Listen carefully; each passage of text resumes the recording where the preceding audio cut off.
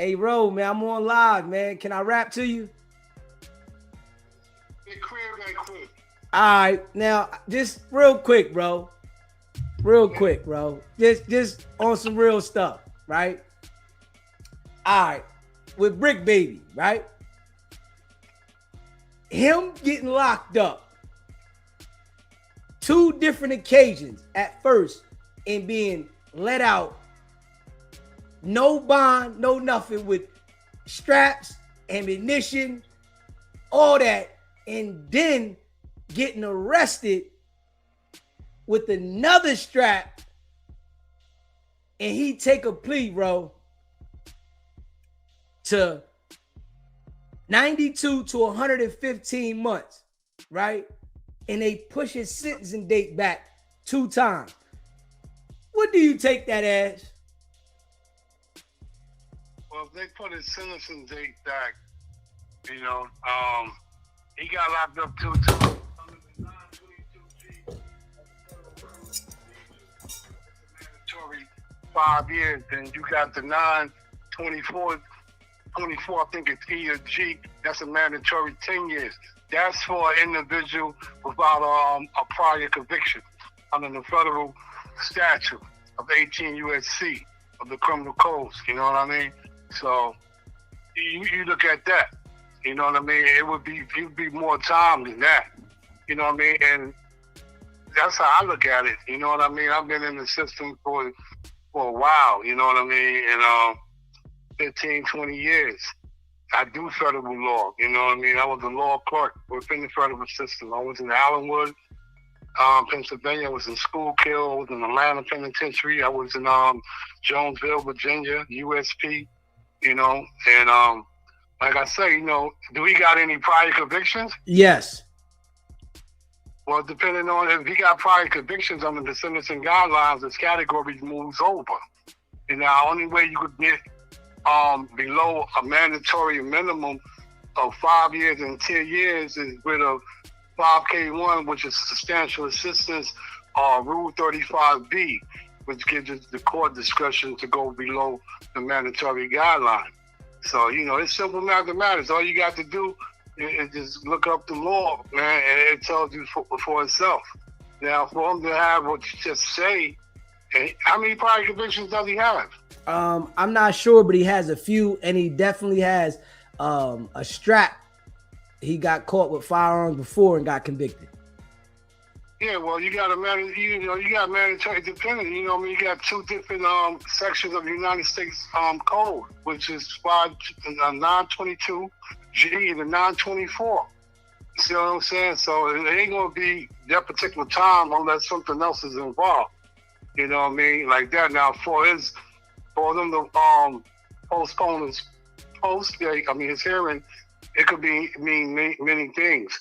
You know what I mean? But ain't no COVID and nothing like that going on. So, you always go into the DOC with the courts and get the docket, his docket sheet as well. But it ain't going to be no 5 working years or no 10 years, especially if you got a prior.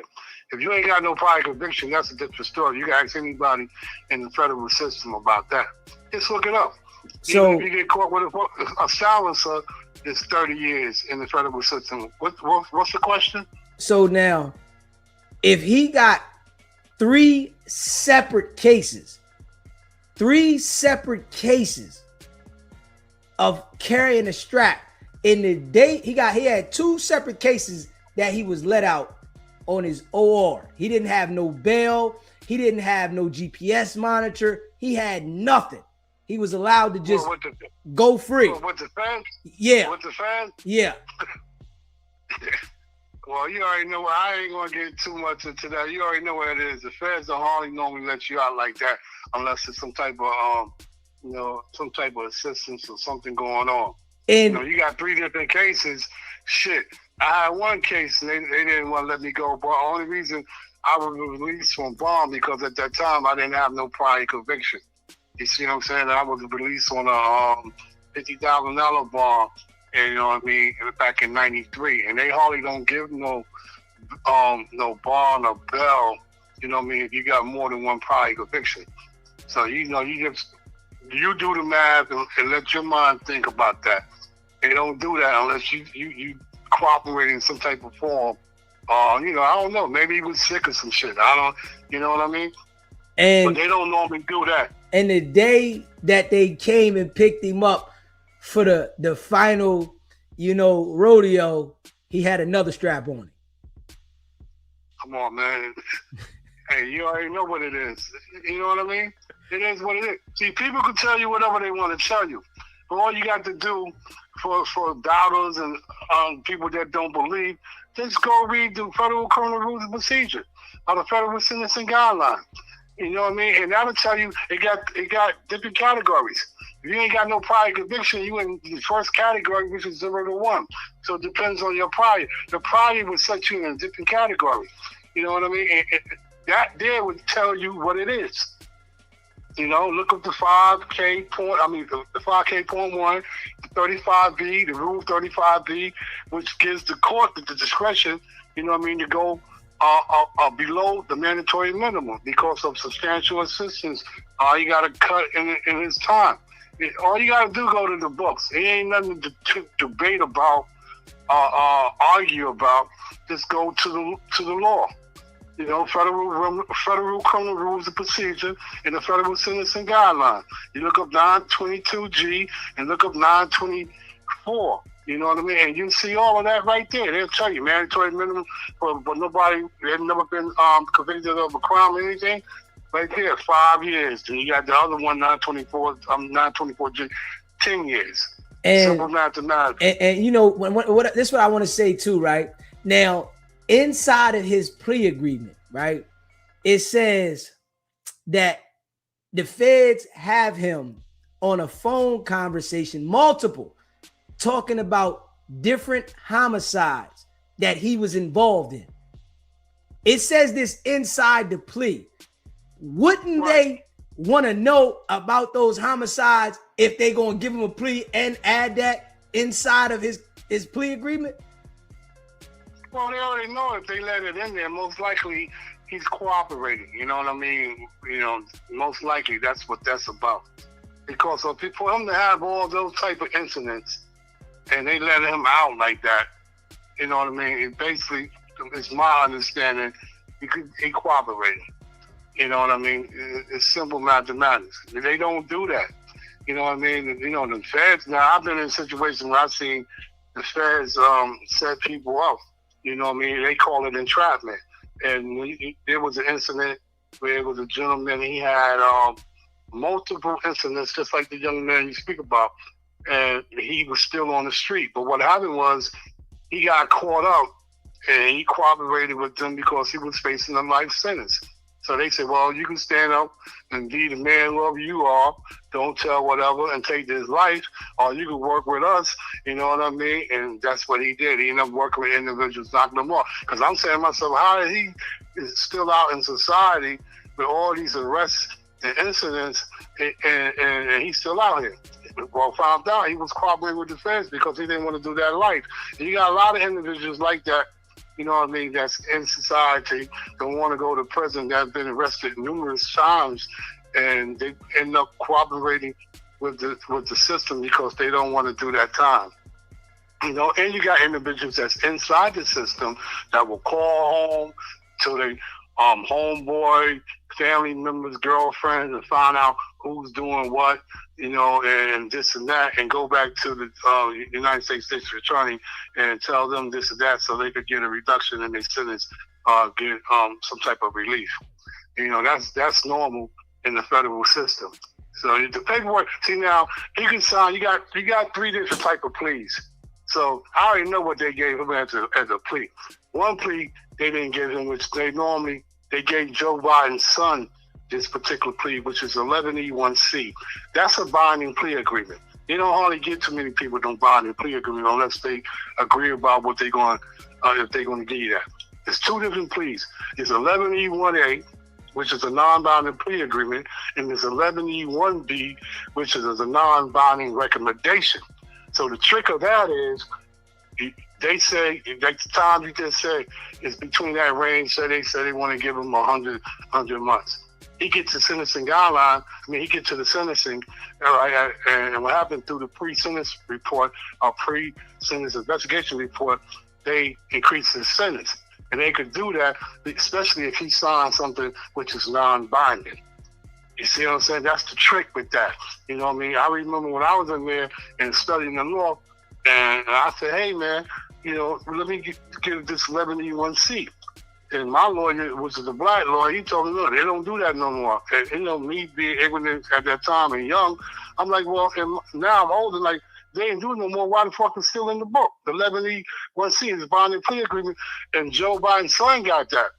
And even though he got that binding plea agreement, which was 11E1C, they still railroad him because they didn't include all the charges in there and his plea agreement that they wasn't going to charge him with. So they came back after he pleaded to that with some other, stuff. You know what I mean? So to make a long story short, man, just go to the federal sentencing guidelines and the federal rules of criminal procedures, and your answer will be there. Simple mathematics. Paperwork don't mean nothing. It's irrelevant because they make up the paperwork. You know what I mean? Whether they give you the paperwork or whether some CEO or some type of entity of the department will create you paperwork so you won't have trials and tribulations while you're in the institution. Okay, so you saying they be making up paperwork? Yeah, I've been through many situations where me as a law clerk in there, and I knew correctional officers and things of that nature. They used to make up paperwork for individuals, had to show paperwork to other people in the institution that's on the compound. You know what I mean? So they'll pay $1,000 or whatever to a correction officer, and they'll come back with some paperwork. And, that paperwork is irrelevant. That shit don't mean nothing. The only way you would know really something if you look at the law. You know what I mean? If you look at the federal sentencing guideline and the federal criminal procedures and look at what they're charged with, and you look at the categories, you know what it is. The paperwork, the shit don't mean nothing. And I thought it did at one time, but they could say you didn't do this and you didn't do that, or you didn't suspicion that, and then it'd be the opposite. And that's actual fact. You know what I mean? I know that's for actual fact. I've been in Jonesville, Virginia, USP Lee. I've been in Allenwood Penitentiary. I've been in Schuylkill. You know what I mean? I've been in Lewisburg, and I've been in Atlanta. And I've been in all of those places, and I've seen all of this shit going on. You know what I mean? So, it is what it is. So you just got to go to the books, man, and it'll tell you that. But that guideline range, whatever they give you, that don't mean that he's going to get it. They might air his ass out, you know what I mean, if he don't continue to do what he's doing for them. You know what I mean? Like that. They say, okay, you want to play games? He got non-binding plea agreement, give his ass life. You know what I mean? And give him an elbow. So, so now if he really got something, it would be 11E1C, it would be a binding plea agreement. So just ask the question, which three of those plea agreements that he got? Do he got a non-binding plea agreement, 11E1A? Do he got a non-binding plea agreement on 11E1B, which gives them a recommendation, okay, I'm going to give you 5-10 years, but when you get the sentencing, you don't get that because of your pre-sentence report, pre-sentence investigation report, and all this bullshit with enhancements and this and that. Do you got 11E1C? Now, if you got that, they just going to stick by whatever you agreed to. Now, if you got any other shit left out, they're going to come back at you like they did Joe Biden's son. And the only reason Joe Biden's son got off because his father pardoned him. You see what I'm saying? They did the okie dokie on him. And I was like, damn, if they did the okie dokie to him, you know what I mean? You got to be on your P's and Q's, man, and know what the fuck you're talking about. But he don't know. He got lawyers. His father's the president and all that shit at that time. So, you know what I mean? But he got out of it anyway because his father pardoned him, like that. Yeah. So you saying in today's world, paperwork don't mean nothing? No, it don't mean a damn thing. It don't mean nothing. You know what I mean? You can cover all you got to do is look at the law, the statutes. They got case law on that. You know what I mean? You got motherfuckers, even if you threaten a person, but back in the days it didn't consider nothing, but now they take that to heed, only if they're willing to take the case. But in this particular case, if you got an individual been arrested numerous times, and he got guns, and he on wiretap talking about murder and all this bullshit, to my understanding, man, the feds are just using him. He's working. You know what I mean? And what the fuck? You think he expected he going to do a life sentence? So when he going to work? Unless but you do got real ones now. Don't get me wrong. You do got real individuals that stood on their word and they do their time. But the majority of that is slim to none.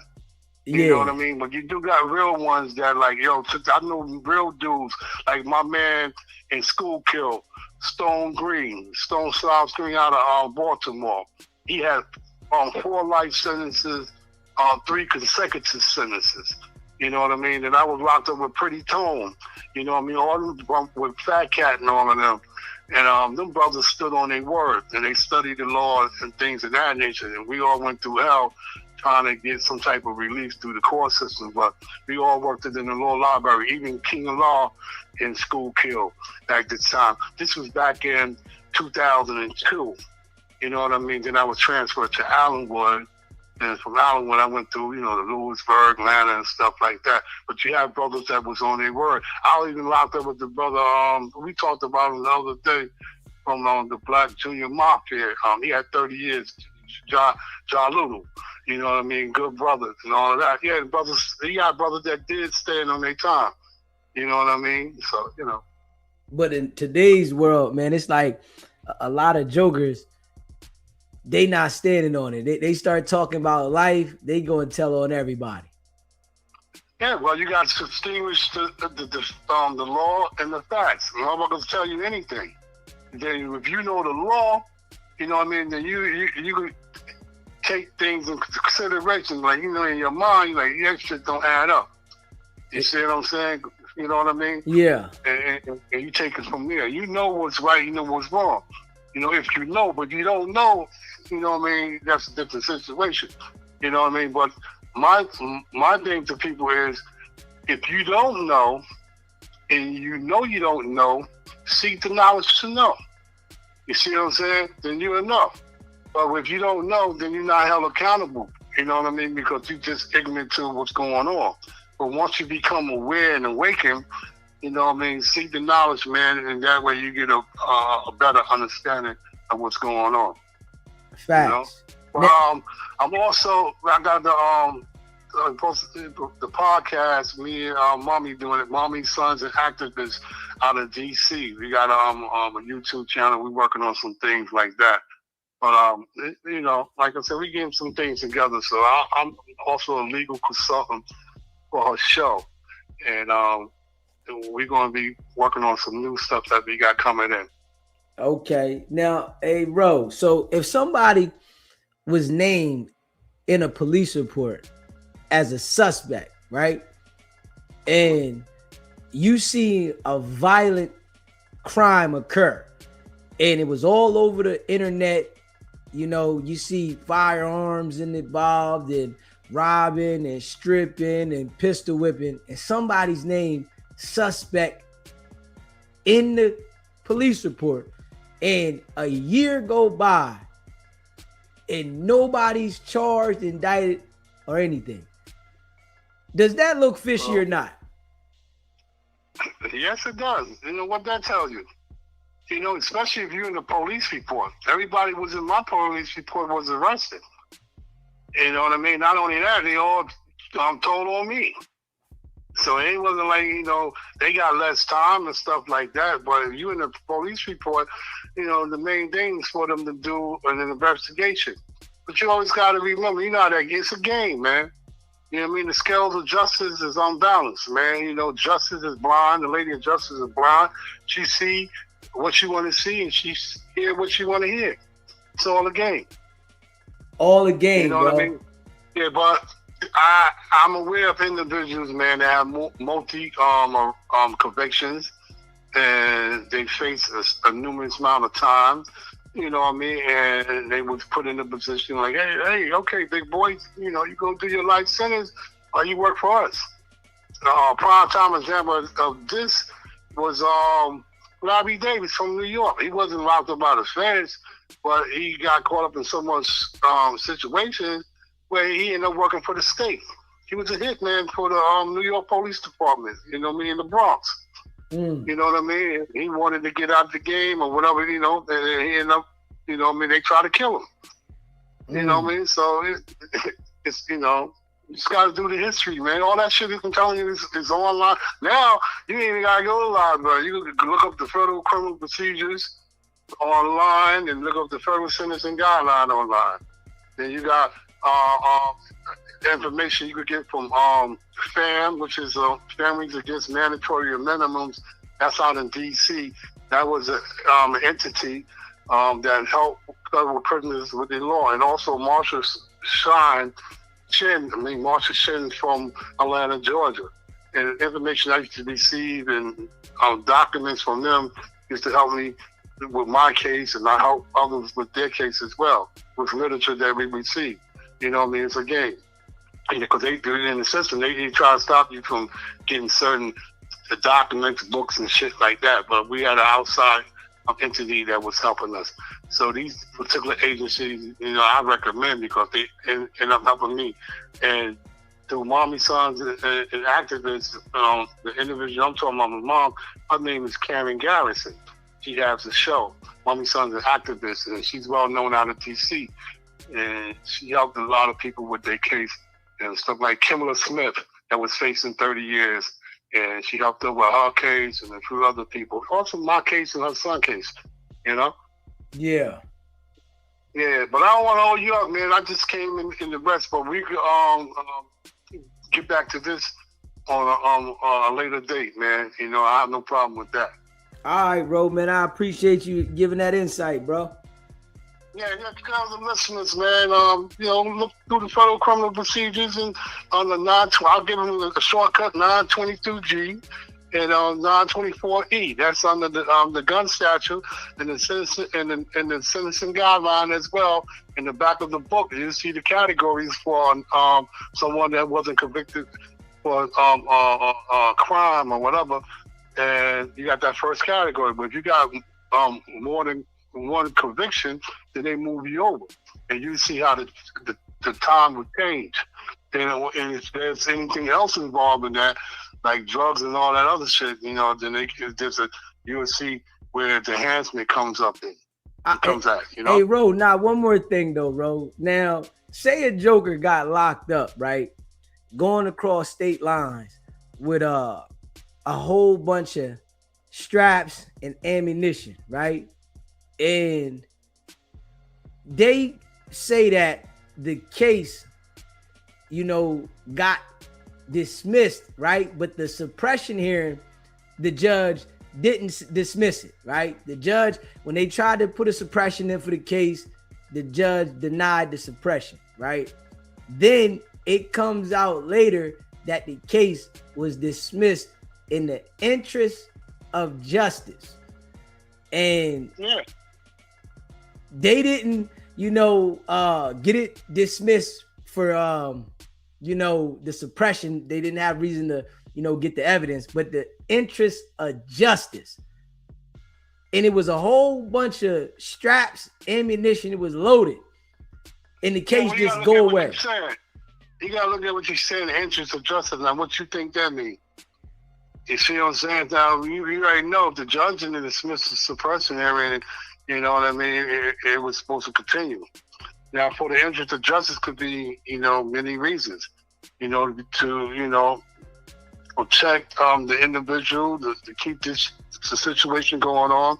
Because if it was some type of, how can I say, it was some type of error, defect, you know what I mean, they would have dismissed it.